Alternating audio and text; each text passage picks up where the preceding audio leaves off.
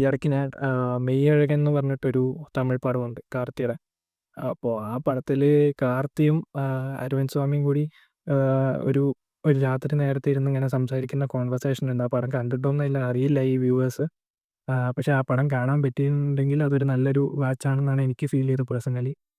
അപ്പോൾ അതിൽ പ്ലോട്ട് എന്താന്ന് പറഞ്ഞു കഴിഞ്ഞാൽ, കാർത്തിക്ക് അരവിന്ദ് സ്വാമിയുടെ സൈഡിൽ നിന്ന് ഒരു ഒരു ഒരു പഴയ ഒരു സൈക്കിൾ കിട്ടും അവരുടെ കുടുംബത്തിന്.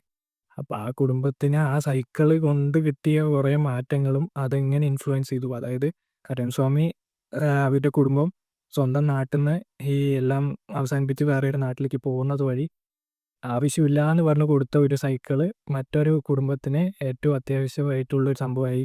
അതൊരു ഒരു ടേണിംഗ് പോയിന്റ് ആയി. അപ്പോൾ അതായിരുന്നു അതിൻ്റെ ഒരു ബേസിക് പ്ലോട്ട്. അപ്പോൾ ഈ ഈ എൻ്റെ കാര്യത്തിൽ എങ്ങനെയാണെന്ന് പറഞ്ഞു കഴിഞ്ഞ് കഴിഞ്ഞാൽ, അവിടെ ഓൾറെഡി അങ്ങനെ ഒരു വണ്ടി ഉണ്ടായിരുന്നു എല്ലാപ്പോഴും. ഞാനത് കാണാൻ ശ്രമിച്ചില്ല, അല്ലെങ്കിൽ ഞാൻ വേറെ എന്തൊക്കെയോ ആണ് എനിക്ക് വേണ്ടതെന്നുള്ളൊരു തോന്നലിൽ ആ സമയത്ത് ഞാൻ പുതിയ വണ്ടി എടുക്കണം, പുതിയ വേറെ മറ്റേ വണ്ടി എടുക്കണം.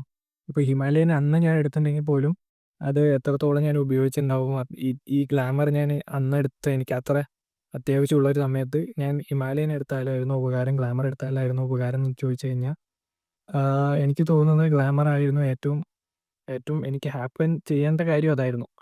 അതായത് ഞാൻ ഡിസേർവ് ചെയ്യുന്ന ആ സമയത്ത് ഗ്ലാമർ ആയിരുന്നു. അങ്ങനെയാണ് എനിക്ക് തോന്നിയത്. കാരണം എന്തോ പെട്ടെന്ന് ഞാൻ മൈൻഡിൽ നമുക്കിങ്ങനെ തോന്നി, ഈ വണ്ടി എടുത്ത് ശരിയാക്കുകയാണെങ്കിൽ നമുക്കെന്തോ ഒരു മാറ്റം വരും എന്നുള്ളത് അന്ന് തോന്നി. അത് എന്തുകൊണ്ടാണെന്ന് എനിക്ക് ഇപ്പോഴും അറിയില്ല. പക്ഷേ എനിക്ക് തോന്നുന്നു അത് എവിടെയോ ഒരു നിമിത്തം അങ്ങനെയാണെന്നാണ് എനിക്ക് തോന്നിയത്. അങ്ങനെ ആ വണ്ടി എൻ്റെ ലൈഫിൽ വന്നതിന് ശേഷം അത് ചെയ്യാത്ത പണിയില്ല. അതായത് അതിലാണ് ഞാൻ ഈ മില്ലിലേക്കുള്ള പോളിഷ് സാധനങ്ങൾ വാങ്ങുക. വീട്ടിലേക്ക് പലചരക്കും സാധനങ്ങളും മാസത്തേക്ക് വാങ്ങിയിട്ട് വരുന്നത് പലപ്പോഴും ഞാനിങ്ങനെ 2 സെഞ്ചി ബാഗിൽ തൂക്കിയിട്ടുണ്ടാവും. ഫ്രണ്ടിൽ ടാങ്ക് ബാഗിൽ വെച്ചിട്ടുണ്ടാവും. അപ്പോൾ അങ്ങനെ വെച്ചിട്ട് പോലെ പിള്ളേരെ സ്കൂളിൽ വിടലോ വിളിച്ചിട്ട് വരലോ അങ്ങനത്തെ പരിപാടി. അനിയത്തിയെ കോളേജിൽ വിടലോ. അനിയത്തി വണ്ടി പഠിച്ചത് ആ വണ്ടിയിലാണ്. എൻ്റെ ഫ്രണ്ട്സ് പലരും വണ്ടി ഓടിച്ച് പഴകിയത് ആ വണ്ടിയിലാണ്. അതേപോലെ ഞങ്ങൾ പലവഴിക്കും ഈ അടുത്തടുത്തുള്ളവിടെയാണോ ദൂരമുള്ളവിടെയാണോ എന്നൊന്നുമില്ല. ആ വണ്ടി എടുത്തിട്ട് പലവഴിയും പോയിട്ട് ഓഫ് റോഡാണോ മറ്റേ കണ്ടത്തിൽ ഇറക്കലാണോ എന്ത് ചെയ്താലും റോട്ടിലാണോ എല്ലാത്തിലും അത് ഇനി കൊണ്ടുപോയി ടെസ്റ്റ് ചെയ്യാനുള്ള സ്ഥലങ്ങളൊക്കെ ഏകദേശം ആയി. എല്ലാവിടെയും കൊണ്ടുപോയി.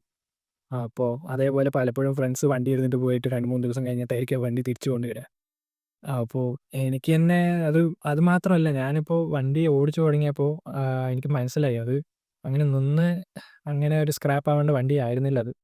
അപ്പോൾ എന്നെക്കൊണ്ട് പറ്റുന്നത് മാക്സിമം ഞാനിങ്ങനെ ഓരോന്നായി ഫിൽട്ടർ ചെയ്ത് എന്ത് ചെയ്യണം അത് ചെയ്യണം. അതായത് ആ സമയത്ത് വരുമ്പോൾ ടയറൊക്കെ ഓൾറെഡി മാറാനുള്ള സമയമായിട്ടുണ്ടായിരുന്നു.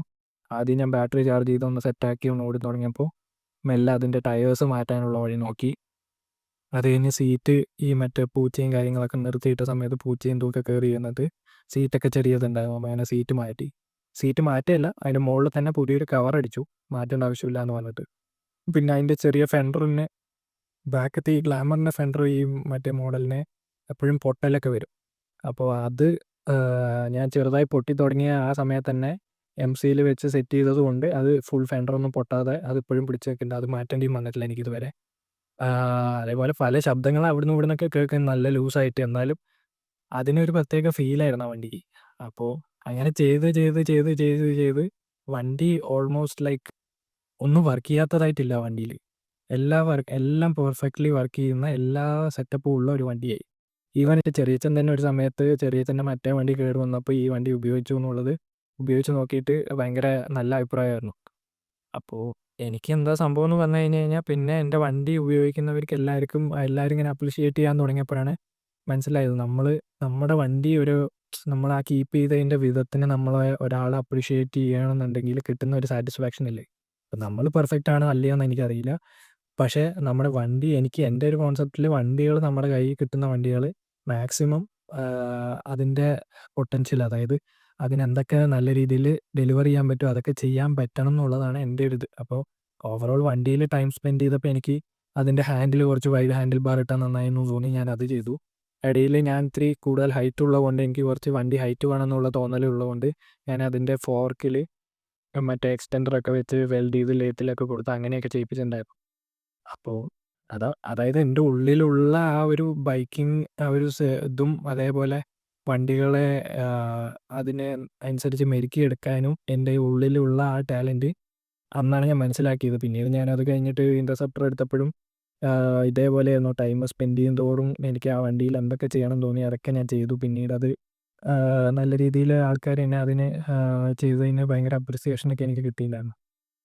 അതന്നെ എൻ്റെ ഒരു ബൈക്കിങ്ങിനോടുള്ള കാഴ്ചപ്പാടും അതേപോലെ വണ്ടികൾ എങ്ങനെ ഡീൽ ചെയ്യണം, എന്തൊക്കെയാണ് ഈവൻ വണ്ടികൾ സ്ലൈറ്റായിട്ട് നമുക്ക് എന്തെങ്കിലും ഒരു ഡിഫറൻസ് കണ്ടാലും നമുക്ക് മനസ്സിലാവും ഇന്ന ടൈമായിട്ട് എൻ്റെ സർവീസിൻ്റെ ഓയിൽ മാറാനുള്ള സമയം, എൻ്റെ മൈലേജ് ഷോട്ട് വരുന്നുണ്ട്. അപ്പോൾ വണ്ടികളെ പറ്റി പഠിക്കാൻ അതായിരുന്നു ആവശ്യമുള്ളത്. ഇപ്പോഴും ഓരോരുത്തർ എടുത്ത പാടെ ലൈസൻസ് എടുത്തതിന് ശേഷം അപ്പം തന്നെ പോയി 650യും അതേപോലെ KTM 390 അങ്ങനെ പല വണ്ടികളും എടുത്തിട്ട് ഓടിക്കുന്നുണ്ട്. അവർ ഓടിക്കുന്നത് എങ്ങനെ ഓടിക്കേണ്ടത്, ഏത് രീതിയിൽ ഓടിക്കേണ്ടതെന്ന് എനിക്കറിയില്ല. എന്നാലും